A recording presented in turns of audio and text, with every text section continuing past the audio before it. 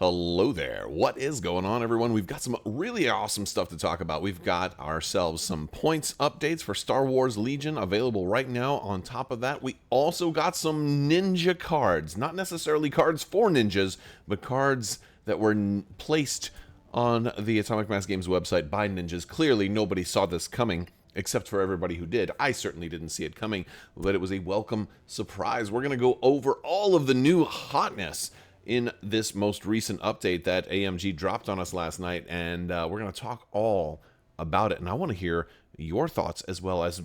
I have a special assignment for everybody. I want to hear your biggest clickbait titles for something like this. I was trying to come up with some sensational headlines, and I want to hear some of your sensational headlines, like Atomic Mass Games, solves world hunger with, revolutionary new post, or something like that. Let me know some of your craziest thoughts for clickbait headlines when we get good news like this down in the comment section below. We're still doing that $25 Amazon gift card giveaway too. So if you're a subscriber and you leave a comment that enters you to win, we're going to be running that for about another week. So there's still plenty of time. All right, let's go ahead and switch over. And we're going to go over to atomicmassgames.com.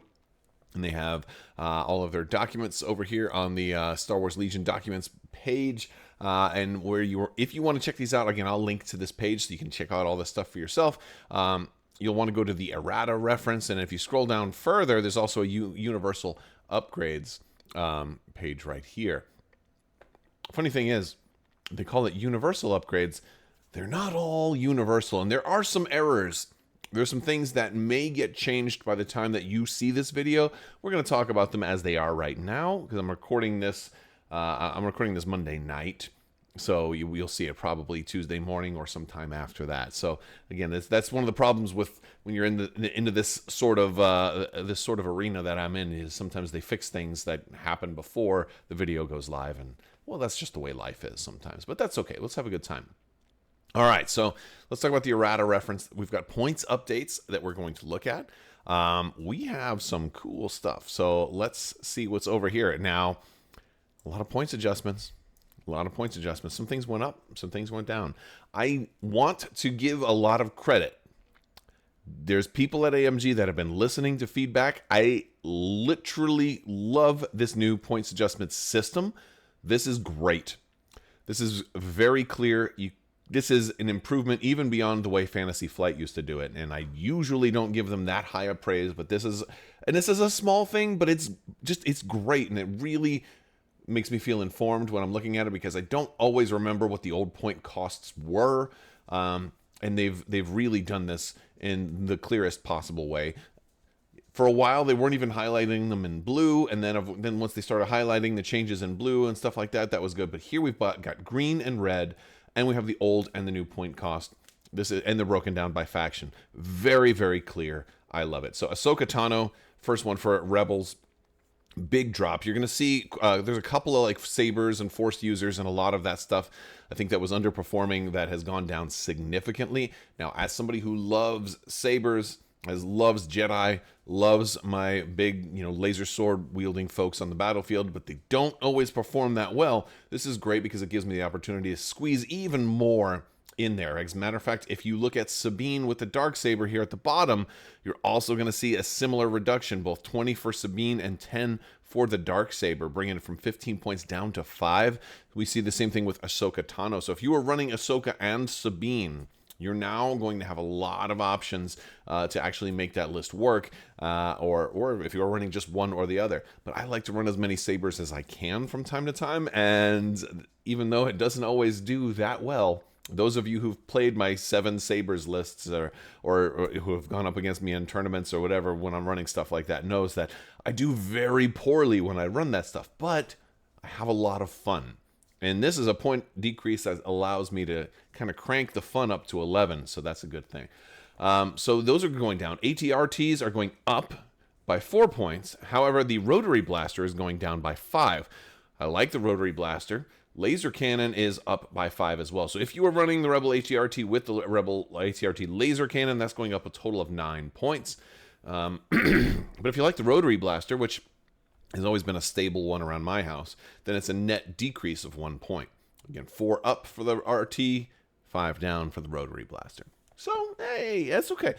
Once upon a time, I used to run naked ATRTs because it was a way to squeeze like ridiculous amount of activations into a rebel list, and they were good like objective babysitters when they had full armor. That was cool too. But yeah, so I think I'm okay with this points change here.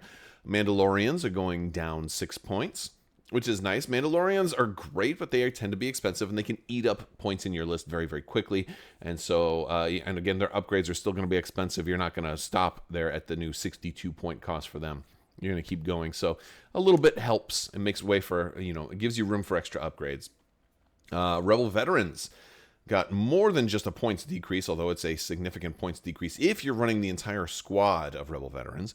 13 down for that reinforced unit of the Rebel veterans squad. 4 points off the CMO 93, which I feel like might as well be 4 points off of the Rebel veterans because I'm always going to take the CMO 93 with them. But yeah, that's that's pretty nice, and they have other goodies that we're going to talk about. Sleeper Cell went up. The Astromech went up. I'll be honest, I have not run the Sleeper Cell yet. So that change doesn't mean a whole lot to me, mostly because I painted my Sleeper Cell guys in a rush and I wasn't happy with them, and I'm probably going to have to strip them and do them again. Because I am of the mindset if I don't like the way something is painted, I'm so much less likely to run it. Let me know if you guys feel that way. I'm sure the more competitive players out there disagree tremendously, and I understand that, but I'm also being honest with you guys. To me, tabletop wargaming is a little bit strategy, but it's also a little bit show and tell.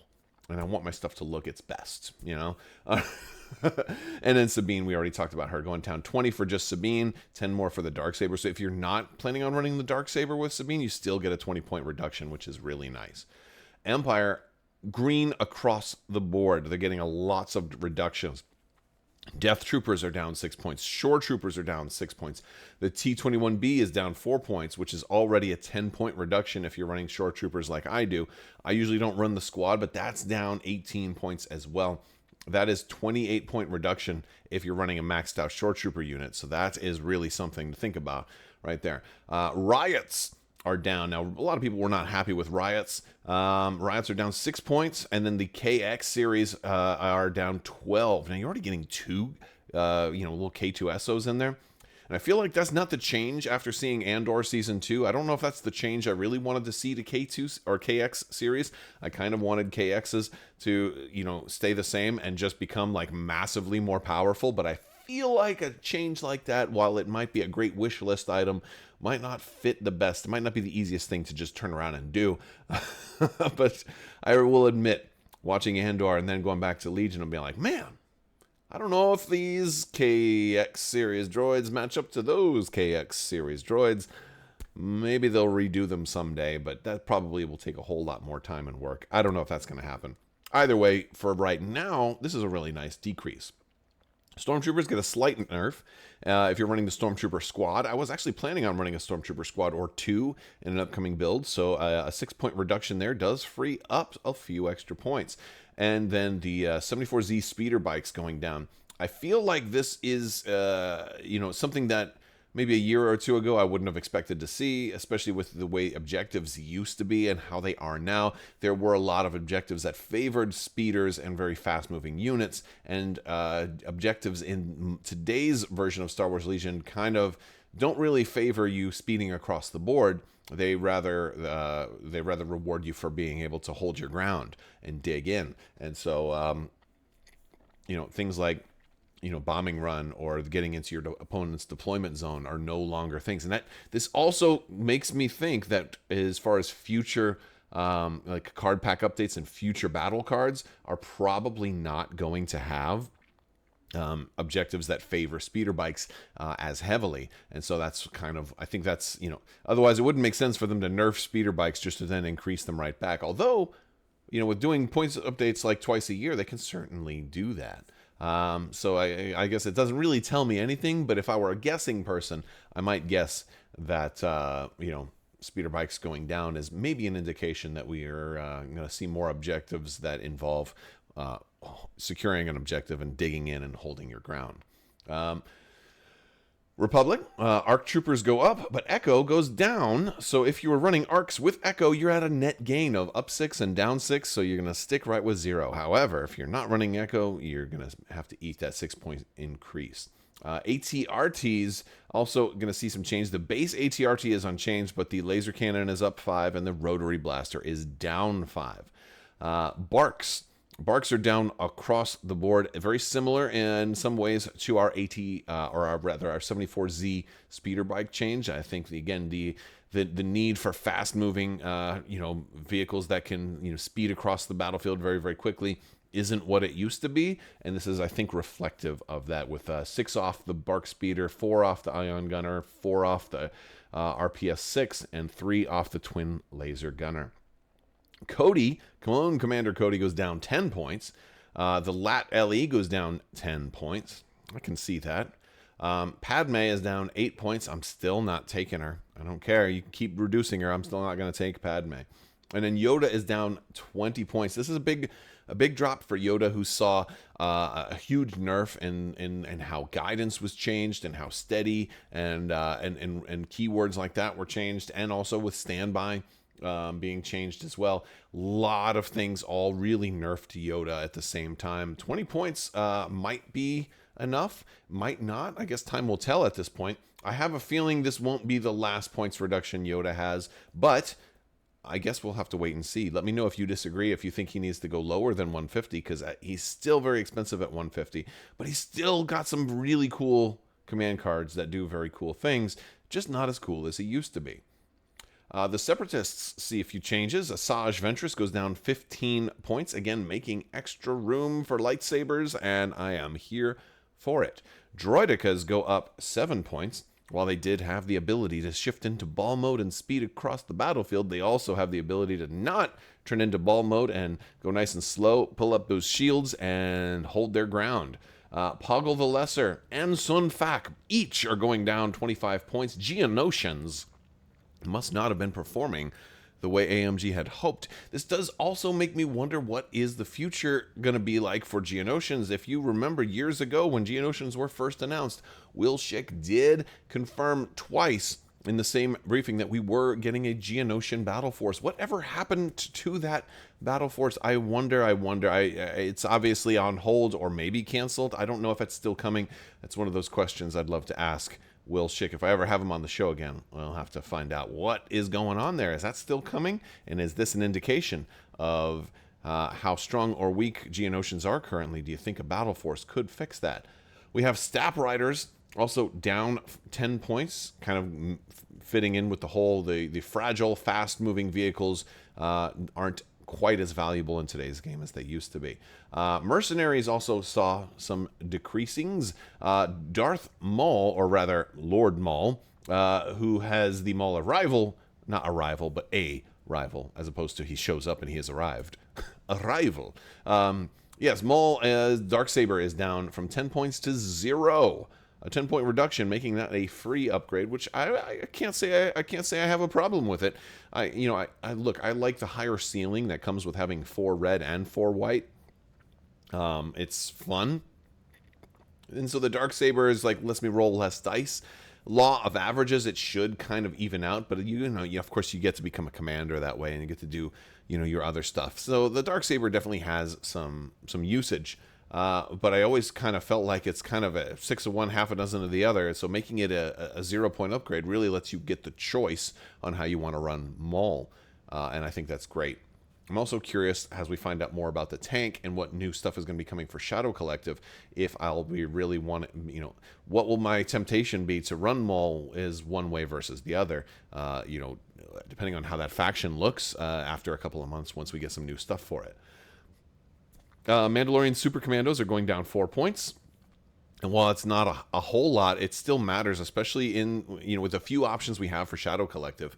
If you are going to run a lot of Mandalorians, they'll eat points in your list up very, very quick, and every unit now being reduced by 4 will free up some room for upgrades or possibly an extra unit. So depending on how you're building your list. And pikes are down only 2 points, and then 2 points for the P-13 M Disruptor soldier.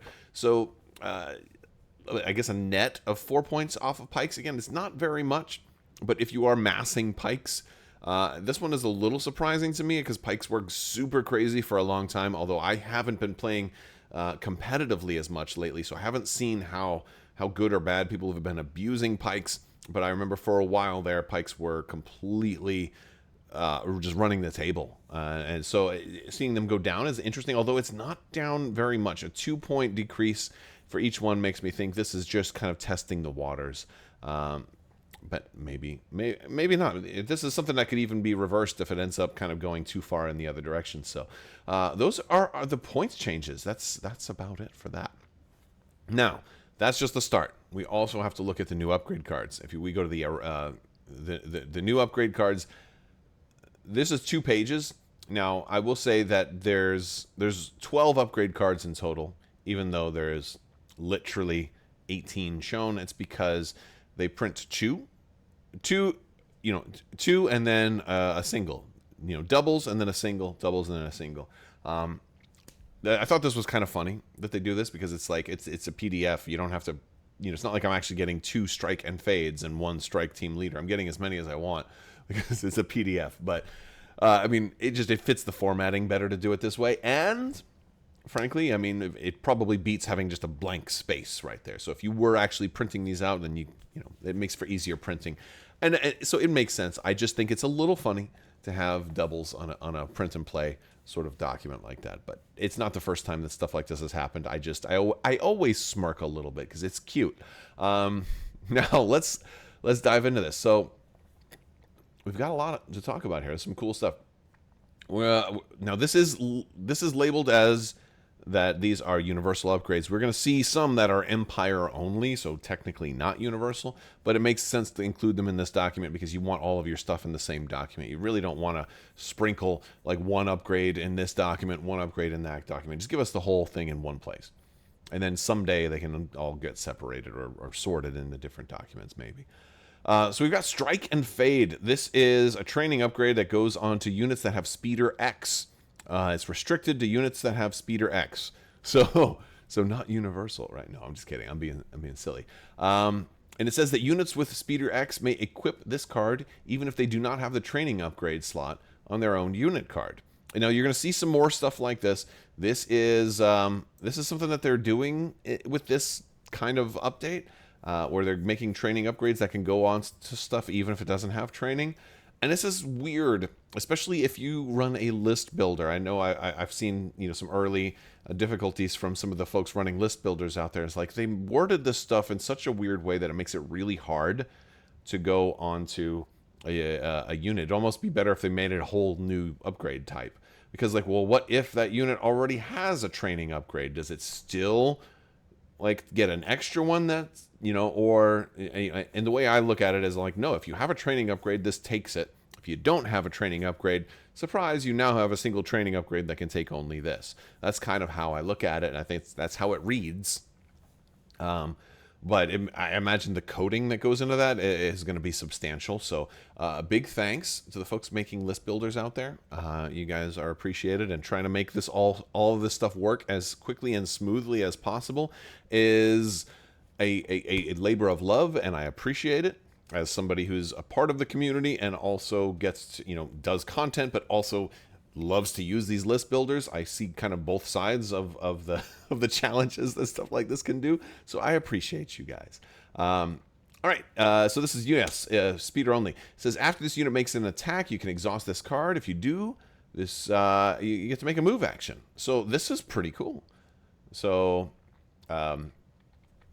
you can kind of get your, especially with like Speeder X, you can go really, really far and not have to, like, you can speed all around and not have to worry about like, oh, do I want to spend an action to shoot? Because hey, no problem, you can just sit there and get a free move. You're just gonna exhaust though, but that seems pretty cool. I like it. It's 5 points. Seems fun, I think that seems fun. It seems fun for like a snow speeder or something like that. Get in and get out. We also have Strike Team Leader, which is restricted. You're only be able to run one Strike Team Leader. And this is also operative only. It says, during setup, this unit may choose an allied special forces unit with the same faction or affiliation as this unit. At the start of the activation phase, the chosen unit gains an aim token or a dodge token if it's within range 2 of this unit. Additionally, the chosen unit may provide backup 2. Now, currently, it just says backup 2. The card is unfinished there. Clearly, some text got cut off and didn't make it in there. It would seem that basically this is giving you the ability to provide backup to, I'm assuming, the unit that is the strike team leader. That seems to be the most likely thing that makes sense. So yeah, that's like it's basically like retinue, right? It's basically like giving somebody retinue that doesn't have it already. If you are an operative and you're in the same faction. So that's kind of cool. That's fun, and it can be thematic. You can have your folks working together, and you can make them talk and be like, "We're gonna work together forever. All right, high five." And you can do that if you want. You don't have to make your minis talk, but if you were, this is a great card to make them talk to each other. But let me know in the comments. What do you think? What do you think the rest of this card should say? Additionally, the chosen unit may provide backup to Emperor Palpatine. Oh, it's too soon. Sorry. All right, let's scroll down a little bit. We now have also mission objective. We have 2 of those and a trusted agent. Let's talk about mission objective. A 6-point training upgrade. Trooper unit only. Once per round, when this unit declares an attack against an enemy that is holding or contesting one or more objective tokens, this unit may reroll an attack die during the reroll of dice step. So it's a free reroll every time. Well, once per round. But it doesn't exhaust, so you're not going to have to recover to get it ready again or anything like that. It's a free reroll once per round. Only if you're shooting somebody that's on an objective, which will be often. That will happen often for sure, but it is 6 points, so it's not super cheap for a reroll every turn. It's pretty cool if you don't want to have to aim, especially if you're in a list that's not, maybe won't have that many aims. It's kind of cool. It's also good if you have I can see this being good if you have a lot of red and black dice, and you're I don't know if this one is as good if you have a lot of white dice, because you're probably going to want aims. I mean, technically you need to re-roll white dice even more, but if you're only going to be able to re-roll one die, for me, that's when I'm rolling three or four red is where I get the one blank. Every time I roll 3. Especially in the old Legion, it was always, I have 3 red dice, like Vader with Saber Throw, for example.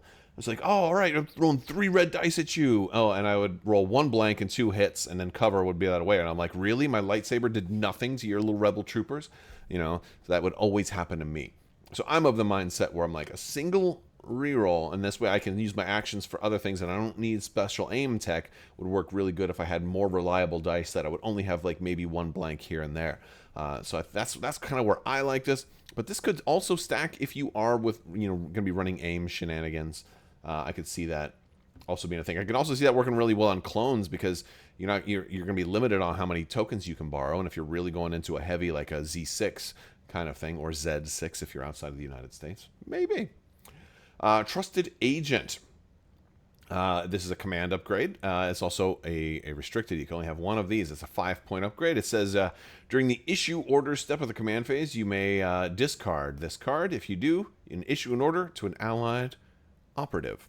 And maybe that would be your strike team leader. So that one seems cool. It doesn't seem as flashy. It's pretty straightforward. I'm fine with it. I don't really love it because it's not as flashy, but I'm sure it's useful. But I don't have to talk about that one too much more. Next we have now we have the really cool Imperial stuff. This is going to help out the Empire, I think, a pretty significant amount. And Empire has been, Imperial players have been unhappy because balance has been shifted. Empire lost a couple of its key units like Palpatine and Royal Guard. Ranged troopers also went up, and they didn't really get anything out of that. They just got punched in the face 3 times in a row and weren't even given a hug. So this is that hug that's been long awaited. The Imperial March. This is a fun one. Not restricted, by the way. I like this. So Empire only, core only. You may equip this card even if you do not have a training upgrade. So, and it's 6 points though, which of course, if you look at it from a certain point of view, you're also well, we did also get some point reductions on some of those core, so maybe we can, that makes room for the Imperial March. So that's one way to look at it. Oh, this is going to be really good on snow troopers, but they didn't get a reduction. So it says, when this unit makes a second move action during its activation, it increases its speed by 1 during that move action. Additionally, when this unit makes a move action during the activation, during its activation, you may discard this card. If you do, this unit gains charge until the end of its activation. This is really cool. I love it. I love it with snow troopers. The steady, you can now move. You can go move faster and shoot. That's great. Charge is also really nice. Like if you have grenades, or if you have like the flame trooper. I don't know if you're. I mean, yeah, I guess in case you really need to tie somebody up. I don't know if I would be discarding it for charge all that often, but having the option is really cool. And so it's doing like 2 different things, and I think that's great. I like a card that does 2 different things and gives you options. That's super cool. But increasing your speed by 1 is just also incredible, especially the Empire could really use that. So I love it. I love it. And also I feel like that's also going to work well with like Vader's. He's got that 1/2 pip where somebody can get a whole extra action by taking a wound, and now all of a sudden it's only got to be your second move, so you could do some crazy. You could even aim, move, and then still get it. So like again, like there's some crazy stuff that you could do with this one. I really like it. Then we have Terror. Terror is also really cool. Dark side only. I mean, this is just got Darth Vader written all over it. When an enemy unit within range 2 and in line of sight of this unit makes a ranged attack action, if that unit did not target this unit and the unit is not engaged, after the attack is resolved, the attacking unit gains a suppression token. It's one of those passive upgrades. If you only have Master of the Force 1 and you don't want to have a whole bunch of upgrades that you're exhausting every turn, you already got Force Push on there and things like that, here's a great option that's just going to be on. And so anytime you shoot anybody other than me, anytime you shoot anybody else, you're just going to take a suppression, right? Like that's... You have to be within range 2. If you got Vader in burst of speed, that shouldn't be a problem. I mean, I don't even know if you need to have burst of speed, but I kind of will always run it because that's the scariest thing in the world, is seeing Darth Vader flying at you at speed 3 when he played his 1 pip on the same turn. It's like the most beautiful thing ever. But imagine you give him Terror on top of that. I can see it. Although, with my luck, they'll just shoot Vader, and I'll roll all blanks on my reds, and I'll be like, oh, okay, well, I guess he wasn't that terrifying after all. But if the law of averages works in your favor, and Vader can manage to, not die, then, and he's doing deflect, also, again, deflecting some damage back, perhaps, it's super cool. So that's a fun one. Imperial March is my favorite card so far, but Terror is still cool. All right, we're on page 2. There's only 2 pages, a little bit more. Dug In. This one's interesting.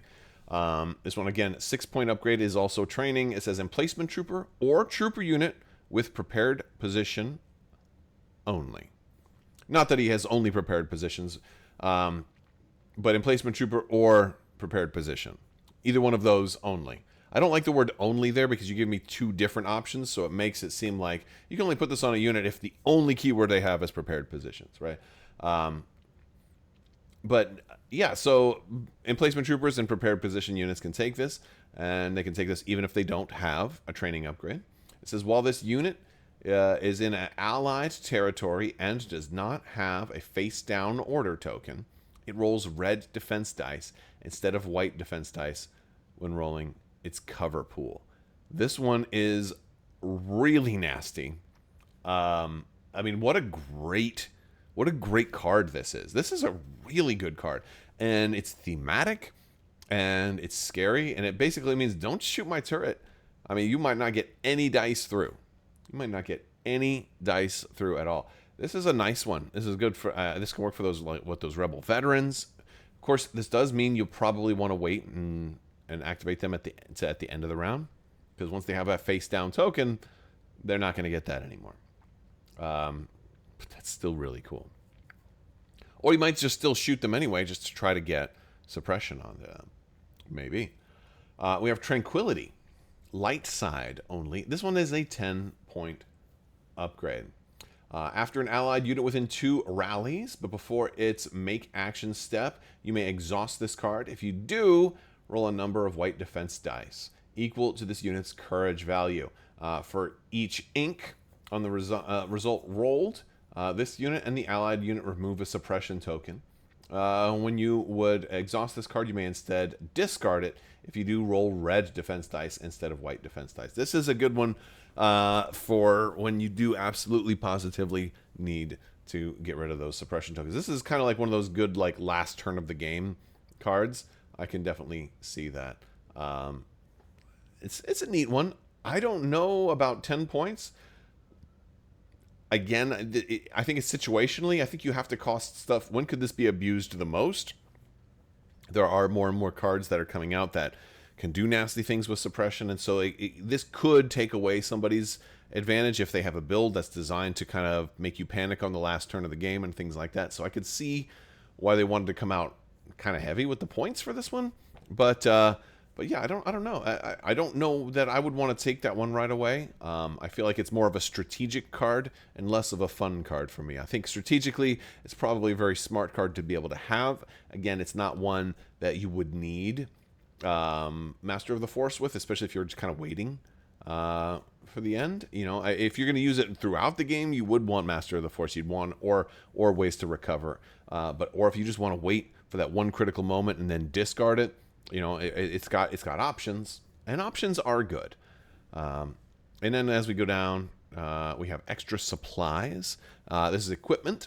It says at the end of this unit's activation, you can discard this card, and if you do, ready one of its non-force upgrades. It's a shame that it's non-force upgrades, but this one would be cool. I could see this one working on like maybe Mandalorians. I could see this one working on a lot of different things. And this is also one of those ones that's going to impact things in the future. As new upgrades come out, you're like, ooh, I can get this. Oh, I can get this gun ready. I can get these other things ready without having to recover. That's kind of cool, but 5 points, again, is still not, it's not cheap. So I think at 5 points is where you really have to make a decision. Like, is this going to pay off or not? Should I get something else? Clairvoyance, 10 points also. This one's kind of cool. When this unit attacks or defends, it may discard this card at the start of the modify attack dice or modify defense dice step. If it does, it rerolls all its attack or defense dice, then converts any surges. The modified attack or defense roll cannot be further modified. I really like this one. It's like an insurance policy against a completely crap roll. And it's a 10-point insurance policy, so it's not a cheap insurance policy. Again, insurance isn't supposed to be cheap. I love this card because, like I was just saying with Darth Vader, with my luck, I'll roll all blanks. Well, here's your once per game. You know what? Oh, you get a mulligan on that roll. You get to do it one more time. You won't be able to re-roll them any further. So if you were, now you can use this on attack or defense. The thing is, when it says convert surges, I think that means convert surges like as you normally would.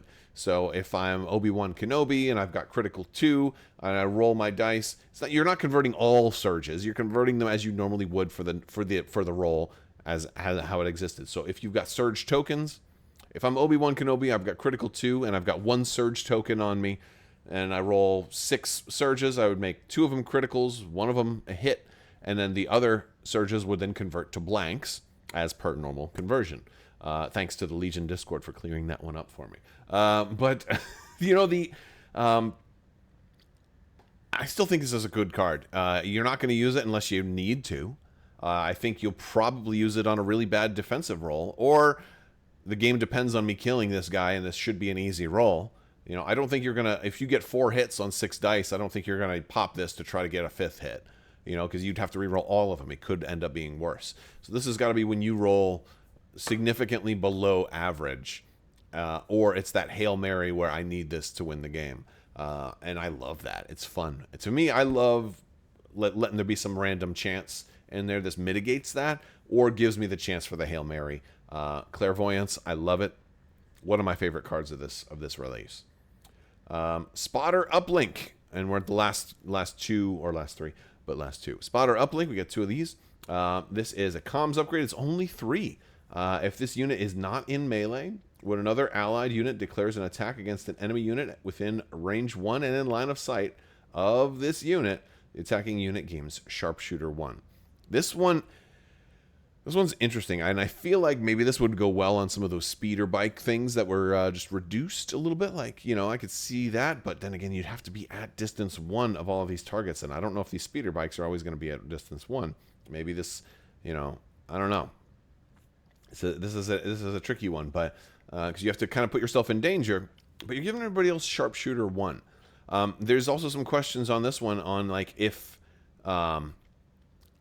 you know, does this cap? Because the way it's written, if you have 2 spotter uplinks that are both like together, you'll be giving everybody Sharpshooter 2, and that's pretty significant because those numbers stack. So that's really strong. I'm curious how that's going to, if that's going to stand, especially for only 3 points. Door Gunners. Door Gunners, we got a 12-point upgrade here. This one is awesome. This is crew. This can only go on transports. You have to have transport. And it says units with transport may equip this card even if they do not have the crew upgrade slot on their card. Now, I believe the Rebel Landspeeder did lose transport, so I don't think it's going to be able to take this one anymore, which is a shame, because this one would have worked really nice on that. But it's a mounted blaster. It's got fixed sides, which is super cool. I mean, have we even had a fixed sides before? I don't know if we've had any weapons that fire exclusively out of the side arc yet. But this makes a lot of sense. You know, I can just see this on the lat or something like that. Units with the yeah. So after this unit makes an attack action during its activation, if it did not add this weapon to the attack pool during that attack action, it may make a free attack action using only this weapon, even though it has already made an attack action this turn. So this is a bonus extra attack. That's cool. Again, it's sides only, so I think most of the time you'll have to make a front attack and then also have an enemy in the side. I know from playing Armada, you can try to line it up so you have double arc, so I can maybe hit the same person. I'm going to shoot you with my front, but you're also in my side arc because I positioned myself just right. So this way I can get 2 attacks on you. And it's a range 1 to 2, so you kind of have to be kind of close. 2 white and 2 black. Not the strongest attack pool, but considering it's a whole extra attack, and you're gonna put some suppression out there too, hopefully. So I think it's pretty cool. 12 points is a lot for only 2 white and 2 black. However, it can be a whole extra attack, and that is significant. So I don't, it might even need to be more than 12. Who knows? Skilled pilots and double arcing folks might be able to find really great ways to get their money's worth out of Door Gunners. And those are our upgrades, folks. That's everything. Let me know your thoughts down in the comment section below. We've got new points. We got new upgrade cards. What do you think is the biggest star of the show here? I am thinking for me, it's a toss-up between Imperial March and Clairvoyance. Both are really fun ones, but there's a lot of other really good cards in there. And of course, this is just first looking at them. Once they're played a little bit, I think we'll have different perspectives on them. But I'd love to hear your thoughts. Let me know down in the comments section below. I will talk to you later.